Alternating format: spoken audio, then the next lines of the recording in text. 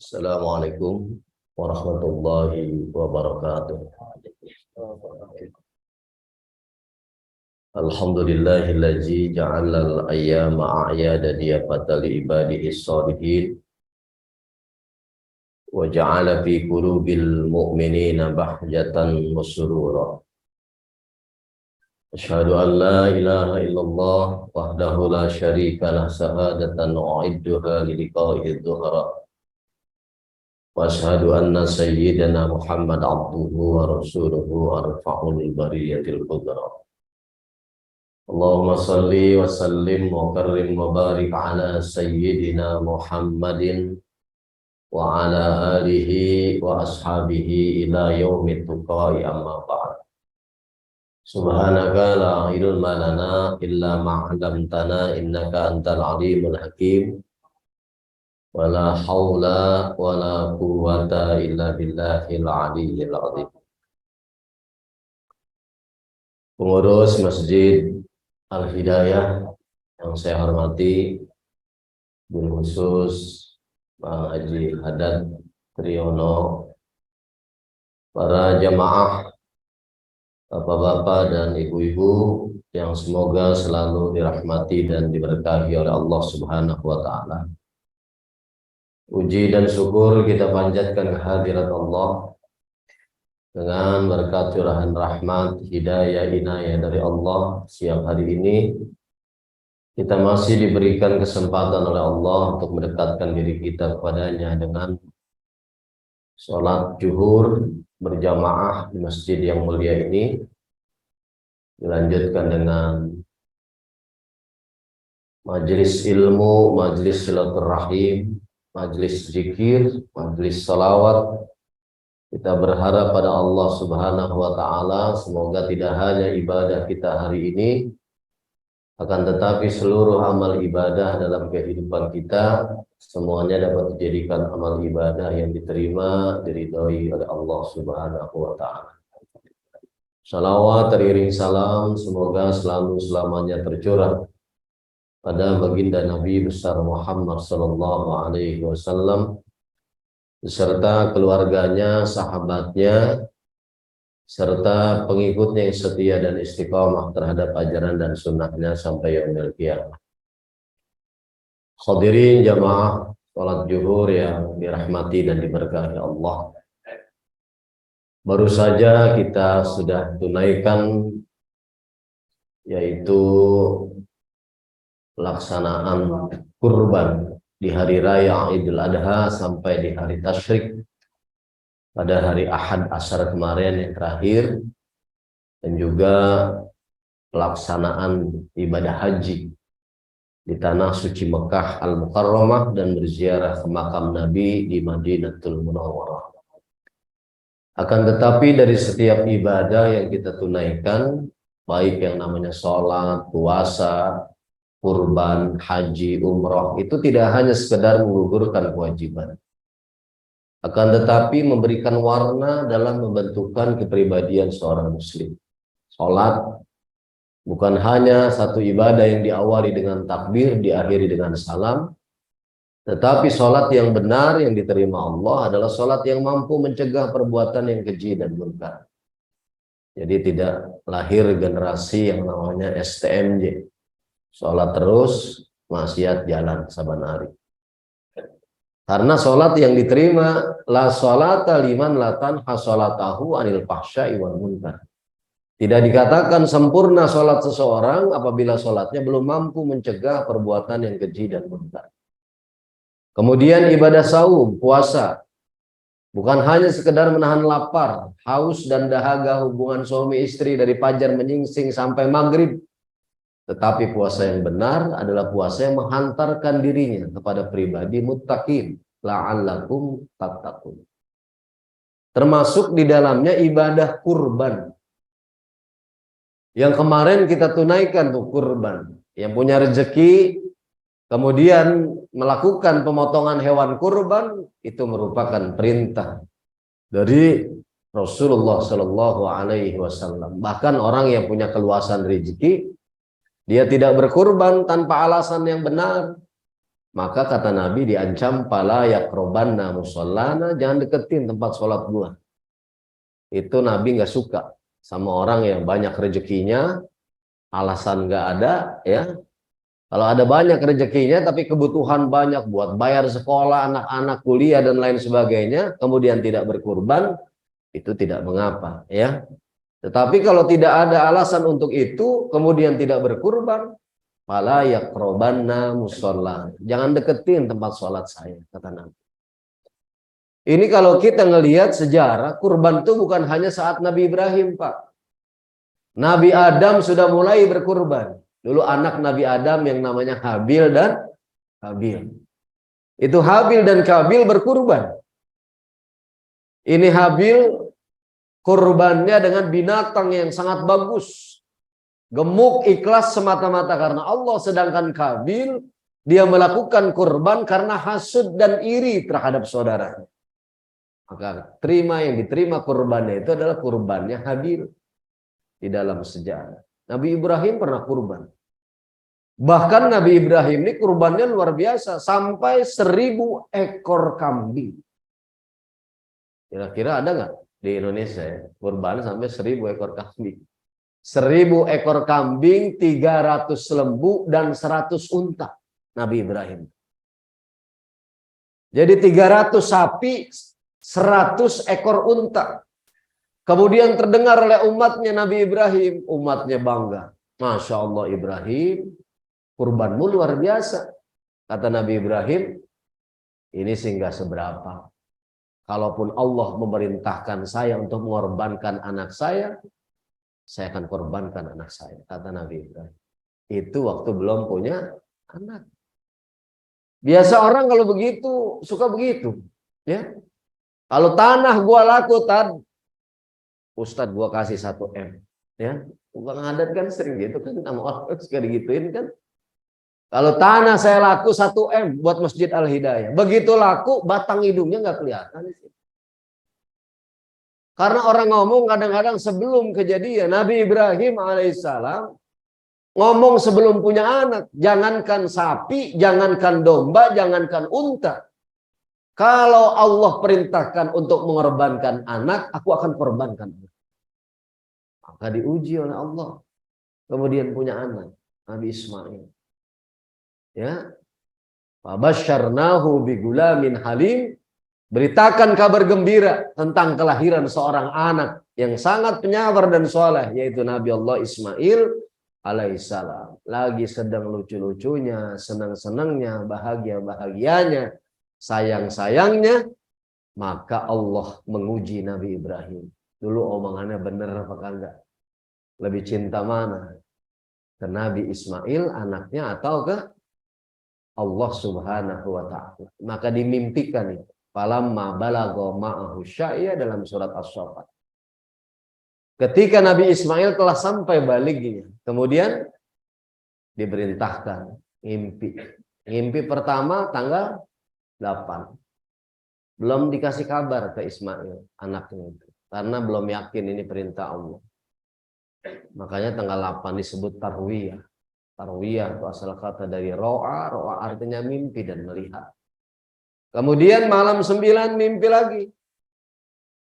Maka kemudian ini yang disebut dengan Arafah. Dia tahu nih, yakin benar bahwa ini dari Allah Subhanahu wa ta'ala. Maka tanggal 10 Dzulhijjah kemudian ngomong pagi-pagi Nabi Ibrahim, ya bunayya inni ara fil manami anni azbahuka fanzur madza tara. Hai anakku, semalam ayah bermimpi, dalam mimpi ayah diperintahkan Allah untuk menyembelih kamu. Yang ditanya anak kecil calon nabi. Kalau yang ditanya anak kecil bukan calon nabi, anak kita lah gitu. Nah, semalam bapak ngimpi suruh motong lu, gimana pendapatmu? Kata anak, bapak aja potong sendiri. Bapak udah tua, hidup udah lama, ngapain gue yang masih muda di situ? Ya. Ini yang ditanya calon nabi, padahal Nabi Allah Ibrahim usianya sudah 100 tahun. Yang ditanya anak 12 tahun, panjur majatara, bagaimana pendapatmu? Ini apa hikmahnya? Kita mencoba untuk membumikan Ini berkurban tidak hanya dalam balasan surga, tapi dalam kehidupan dunia pun memberikan dampak dan pengaruh terhadap kepribadian seorang mukmin. Ini yang namanya membumikan kurban dalam kehidupan kita. Bukan hanya surga, bukan hanya setiap bulu bermakna kebajikan, tetapi ada proses pembentukan kepribadian seorang muslim yang tangguh dan baik. Ini makna ibroh dan pelajaran. Nabi Ibrahim udah tua. Nabi yang ditanya anak belasan tahun. Ini artinya memberikan pelajaran agar orang tua melakukan komunikasi aktif terhadap anaknya. Sebab anak zaman sekarang ada yang gak berani ngomong ke orang tuanya. Dia ngomong berani curhat sharing sama temennya. Punya permasalahan hidup, permasalahan rumah tangga, permasalahan cinta dan lain sebagainya. Dia berani bicara kepada temannya, tidak kepada orang tuanya. Dikhawatirkan kalau ngomong kepada temannya, itu temannya memberikan solusi yang tidak baik terhadap permasalahan hidup. Terjerumus narkoba, minuman keras, dan lain sebagainya. Ini yang ditanya anak yang calon nabi. Apa jawabannya? Ya abatib al-matu maru satajiduni insyaallahu minasyabirin. Hai anakku, hai ayahandaku, laksanakan apa yang diperintahkan Allah. Insya Allah kita akan menjadi orang-orang yang sabar, kata Nabi Ismail. Ini anak soleh. Anak soleh ini dambaan setiap orang tua.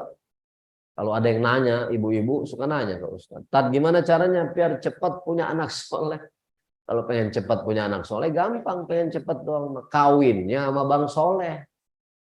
Cepat anaknya jadi anak soleh. Bukan anak Lukman, ya, bukan anak Sofyan, tapi anak soleh. Kalau pengen cepet mah, udah gede jadi anak-anak nyolong manggah Pak RT, diomelin sama RT, turun lu, nyolong manggah mulu lu. Anak siapa lu? Anak soleh. Kemudian udah gede, nongkrong di pos ronda saban malam, main gaplek, ketahuan sama RW diomelin. Pulang lu, saban malam, main gaplek puluh. Anak siapa lu? Anak soleh. Anak soleh dalam Islam itu proses. Kalau kata orang, ini Pacific Place ya? Hah? Capital Place ya? Kalau kata orang Capital Place itu like son, like father. Ya, biar kayak orang barat dikit ya. Like son, like father. Gimana anaknya? Begitulah dulu bapaknya. Kalau kata orang kampung rambutan, bapaknya kalong, anaknya kampret. Bapaknya tukang nyolong, anaknya jadi copet. Air yang jernih, kalau kata Ustadz Arifin, air yang jernih mengalir dari sumbernya yang jernih. Kita kepingin punya anak soleh, ibu bapaknya kudu soleh. Makanya saya pesan sama bapak nanti, cari mantu, jangan cuma kerjaan yang ditanyain. Kerja di mana, gaji berapa, jangan. Jangan cuma itu, tanyain juga. Bisa baca Quran enggak? Ya, sholat didirikan enggak? Kalau perlu bapak tes lah. Ada calon mantu 3, hafalan Qur'annya tes sesuai dengan namanya boleh. Namamu siapa? Nama saya Muhammad Thoriq. Baca surat At-Thoriq. Wassama'i wat-thoriq. Wa ma adraka mat-thoriq. Nah, lulus nih seleksi awal. Calon mantu yang kedua ditanya, siapa nama lu? Muhammad Fajri. Baca surat Al-Fajr. Wal fajri walayalin asri wasabti wal wadr. Lulus nih seleksi awal. Calon mantu yang ketiga belum ditanya udah keluar keringat dingin. Ternyata setelah diselidiki namanya Muhammad Ali Imran. Itu ayatnya banyak. Akhirnya dia cari akal, dia pikir-pikir, begitu ditanya sama calon mertuanya, siapa namamu nak? Nama saya Bu, di KTP mah Muhammad Ali Imran, tapi di rumah ibu bapak saya manggil saya Kulhu.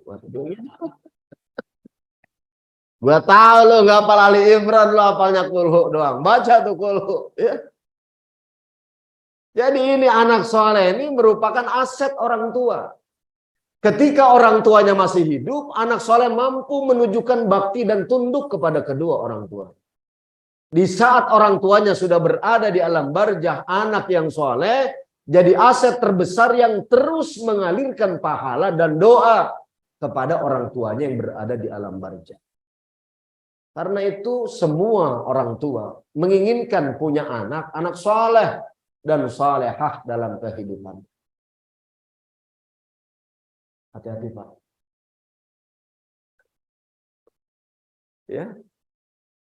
Jadi jangan sampai kita punya anak soleh. Di dalam sejarah itu banyak anak soleh yang tercatat dengan tinta emas. Orang yang sukses itu ternyata di belakangnya adalah orang-orang yang bakti kepada kedua orang tuanya. Termasuk di dalamnya Nabi Allah Ismail alaihi salam. Makanya namanya Ismail. Ismail asal kata dari Sami'un, artinya mendengar. Ismail artinya hamba Allah yang mendengar perintah Allah dan mendengar perintah orang tua. Makanya itu Ismail. Asal kata dari Sami'un, artinya mendengar. Ada satu kisah dan sejarah yang sampai sekarang kita mungkin sering mendengar kisah itu, namanya Uwais Al-Qarni. Disebut Al-Qarni karena tinggalnya di kota Qoran, di sudut kota Yaman. Disebutnya Uwais Al-Qarni. Ini Uwais Al-Qarni hidup sama ibunya. Udah tua, lumpuh kakinya. Ketika Rasulullah hijrah dari Mekah ke Madinah, sampai di Madinah, terdengar kabar ke kota Yaman bahwa Rasul sudah hijrah ke Madinah. Ini sahabat-sahabat Uwais Al-Qarni banyak yang berjalan, berdatangan menuju Madinah, ingin menemui Rasulullah. Uwais Al-Qarni belum berangkat karena dia ragu meninggalkan ibunya sendirian di rumah. Maka akhirnya dia beranikan diri ngomong ke ibunya, Bu, Rasulullah sudah hijrah ke Madinah. Sahabat-sahabat saya pun sudah berjalan menuju Rasulullah.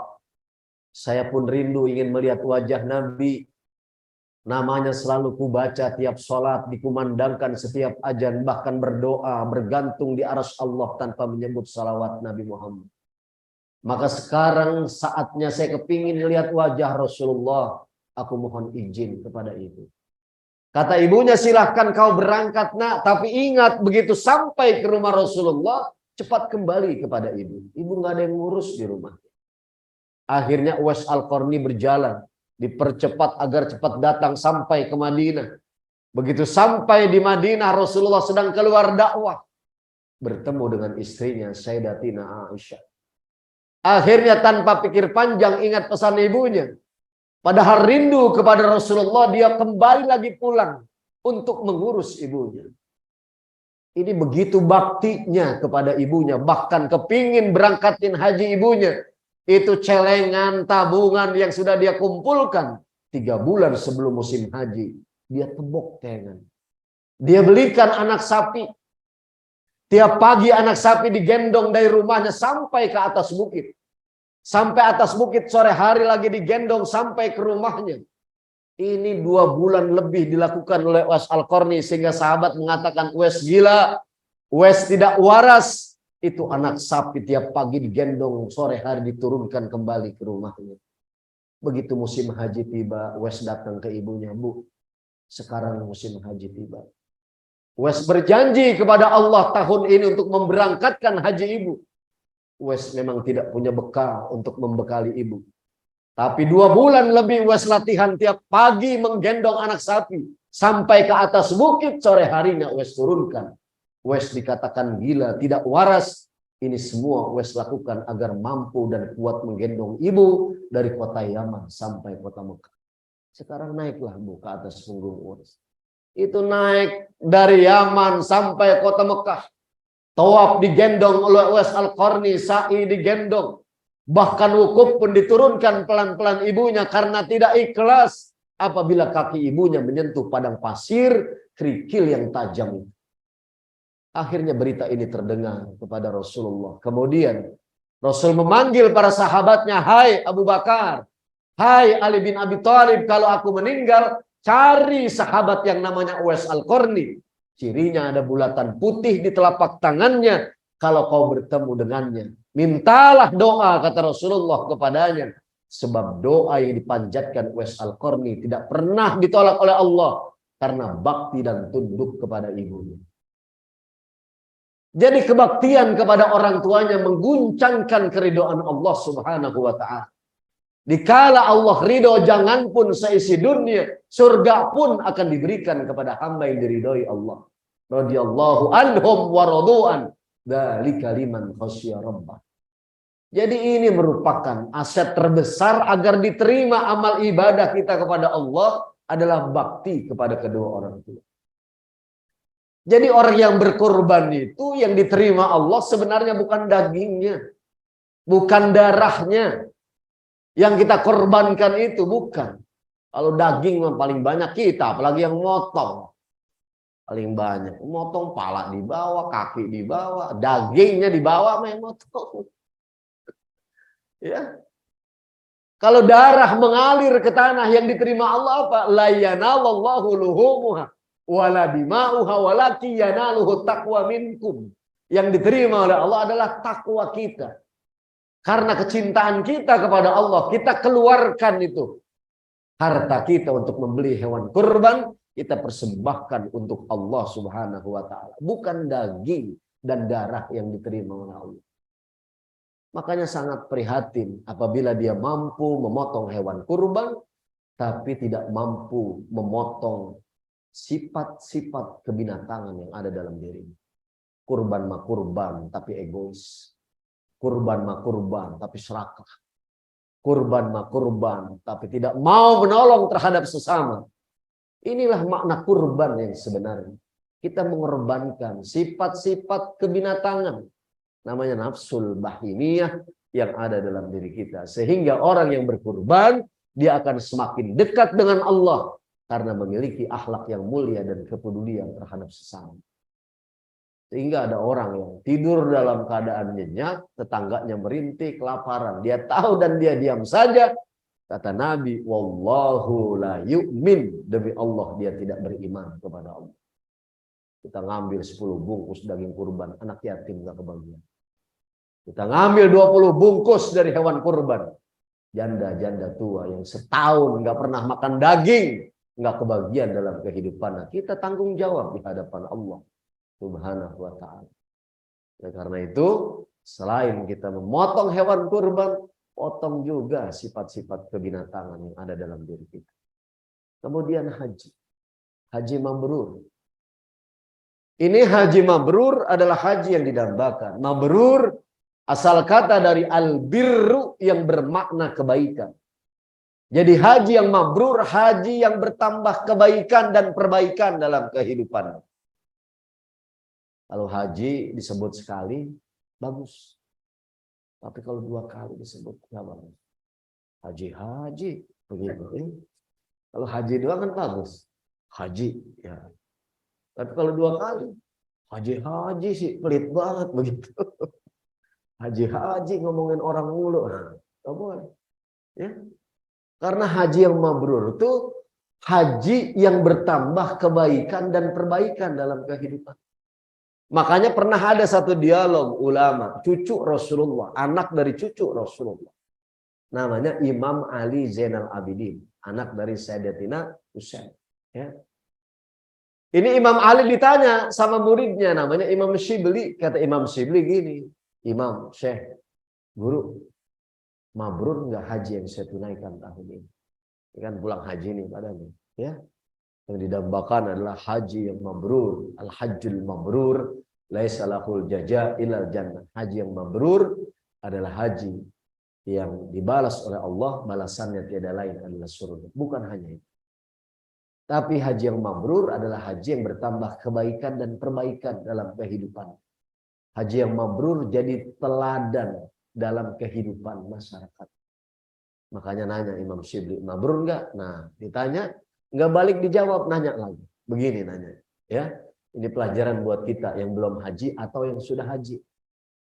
Gimana nanyanya? Begini, kata Imam Ali Zainal Abidin, cicitnya Rasulullah. Hei Shibli, apakah ketika kau melafadzkan kalimat talbiyah, labbaik Allahumma labbaik, labbaik la syarika laka labbaik, hatimu pun berjanji untuk menanamkan keikhlasan dalam setiap memenuhi panggilan Allah. Ini kalimat talbiyah adalah kalimat yang melambangkan keikhlasan para tamu Allah kepada Allah.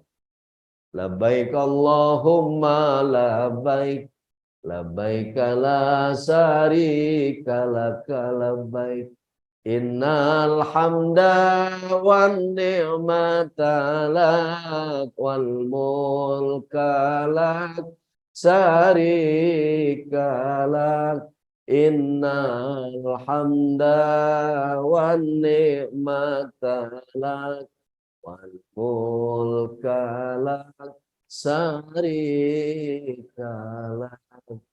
Kalau itu terusannya ada sair.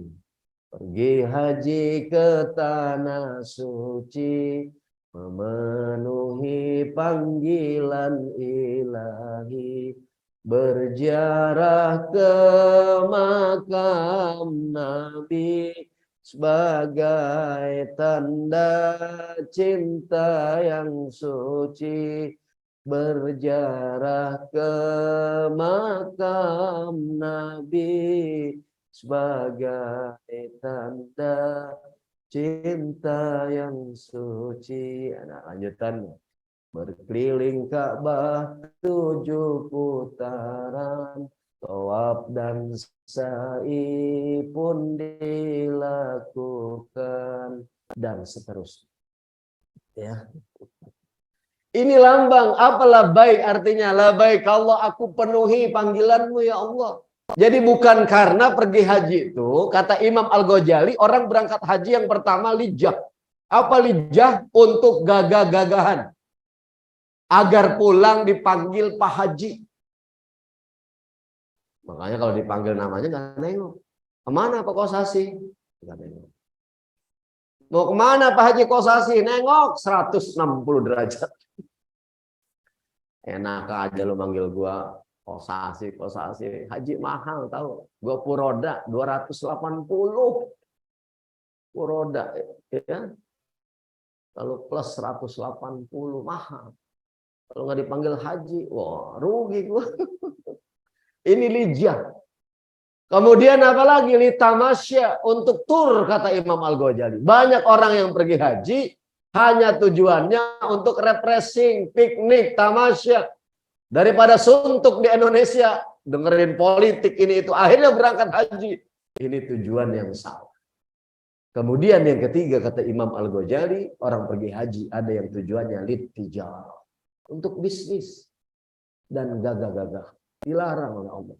Sampai Mekah dia belanja barang Indonesia dia jual. Ini littijarah. Yang paling ideal adalah lillahi ta'ala, untuk Allah subhanahu wa ta'ala. Wa atimmul hajja wal umrata lillah. Jadi kalimat talbiyah ini lambang keikhlasan. Panggilan Allah bukan hanya haji, sholat panggilan Allah, puasa panggilan Allah. Ini sholat panggilan Allah, gampang pamer sholat itu bukan karena Allah. Suruh jadi imam. Oh di rumah sholat paling lama 5 menit. Suruh jadi imam berubah jadi 10 menit. Kalau takbir di rumah biasa aja. Allahu Akbar, takbir. Di belakang ada atasan, calon mertuanya. Takbirnya dipasrahkan. Begitu. Kayak imam Masjidil Haram. Ya. Kalau di rumah habis Fatihah paling yang dibaca trio kul. Kul ya, kul hu, beda-beda dikit, inna. Tapi suruh jadi imam, ya, suaranya jahar, habis Fatihah yang dibaca Yasin. Yasin. Allahu Akbar. Ini gampang pamer, ya. Udah pamernya, pergi haji apalagi. Haji gampang pamer. Makanya banyak bacaan sunnah yang suruh diperbanyak adalah talbiyah. Labbaik Allahumma labbaik. Kenapa? Khawatir hatinya tergelincir pada niat yang nggak baik. Diluruskan dengan kalimat talbiyah. Ini kebiasaan di Indonesia, Pak. Orang berangkat haji. Satu orang berangkat haji, se-RW yang antar pergi haji. Bahkan pergi haji dipasangin mercon 1 renceng. Pulang haji mercon 1 renceng. Ini peluang untuk riya dan pamer begitu besar dari pelaksanaan haji dan umrah. Tanpa landasan iman semata-mata karena Allah, makanya hajinya itu harus diluruskan dengan kalimat talbiyah. Labbaik Allahumma labbaik. Sehingga orang yang hajinya benar, dia akan semakin ikhlas melaksanakan ibadah kepada Allah Subhanahu. Jadi bukan hanya di awang-awang mendapatkan surga, tapi haji mabrur udah terlihat dalam kehidupan kemasyarakatan di dunia. Kemudian ditanya lagi sama Imam Ali Zainal Abidin, "Hai Sibli, apakah ketika kau mengenakan pakaian ihram, melepaskan pakaianmu yang berjahit, hatimu pun berjanji kepada Allah untuk melepaskan pakaian kemaksiatan dan dosa dalam kehidupan kamu?" Jadi mengenakan pakaian ihram, melepaskan pakaian yang berjahit, ini merupakan lambang janji para jamaah haji dan umroh kepada Allah untuk melepaskan pakaian kemaksiatan dan dosa. Sehingga dia pulang haji minimal lebih meminimalisir dosa dalam kehidupan. Jangan pulang haji dosanya makin-makinan. Ya. Pulang haji, tambah maksiatnya, tambah dosanya. Itu cirinya hajinya tertolak di sisi Allah Subhanahu wa taala. Kalau sebelum haji malas ke masjid, sholat berjamaah. Begitu pulang haji, rajin banget ke masjid. Bahkan nggak pulang-pulang di masjid. Ternyata kekunci di masjid. Jadi ini haji yang mabrur. Kita bumikan sebelum dibalas oleh Allah dengan surga, bisa terlihat kemanfaatannya dalam kehidupan dunia. Siapa yang nggak pernah dosa? Kita semua makhluk pendosa. Makhluk yang banyak dosa. Kita cuma berbeda dalam melakukan dosa. Ustadz dosanya ini, ya beda. Kiai dosanya ini, Pak Haji dosanya ini, karyawan dosanya begini, direktur dosanya begini, pedagang dosanya ini. Semua kita adalah makhluk Allah, tempatnya salah, hilaf dan dosa, tempatnya lupa. Karena itu dalam haji berjanji ketika mengenakan pakaian ihram, dia berjanji kepada Allah untuk melepaskan pakaian kemaksiatan dan dosa dalam kehidupan. Ya. Jadi manusia itu tempatnya salah, tempatnya dosa, dan sebaik-baiknya orang yang berdosa adalah at-tawwabun, orang-orang yang segera bertaubat kepada Allah Subhanahu wa taala. At-taibun min dzambi kamalan dzambalah. Orang yang bertaubat dari dosa-dosanya bagaikan orang yang tidak pernah melakukan dosa dalam kehidupan. Bagaikan bayi yang baru dilahirkan oleh ibu. Dah. Jam 1. Ada istirahat, mau makan, mau apa ya. Terusin apa udah nih? Udah ya. Siang lagi. Dikit lagi.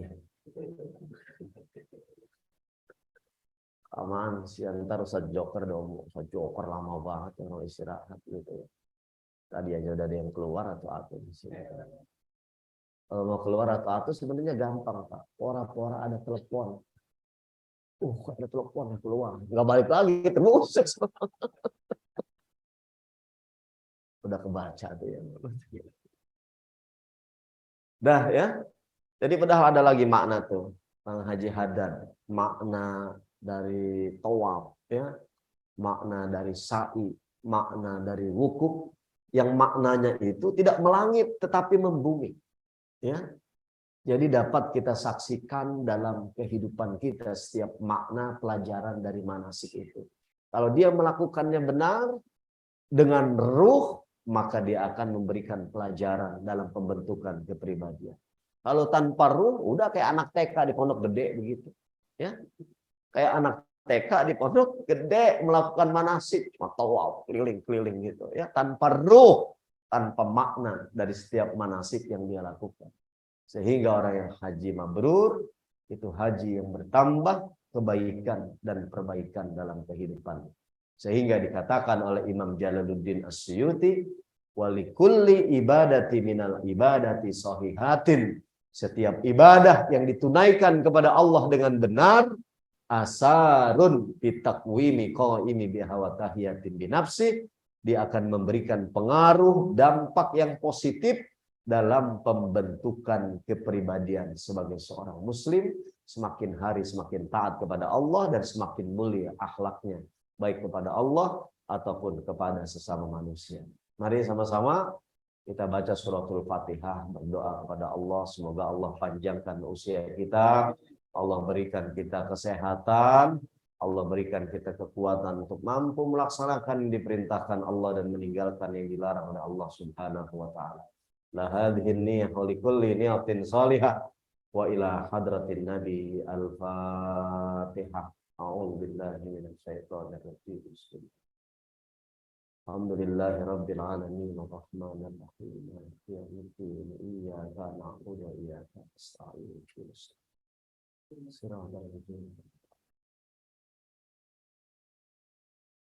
Sekian, mohon maaf atas segala kekurangan. Terima kasih atas segala perhatian. Hadanallah wa iyyakum ajmain. Assalamualaikum warahmatullahi wabarakatuh.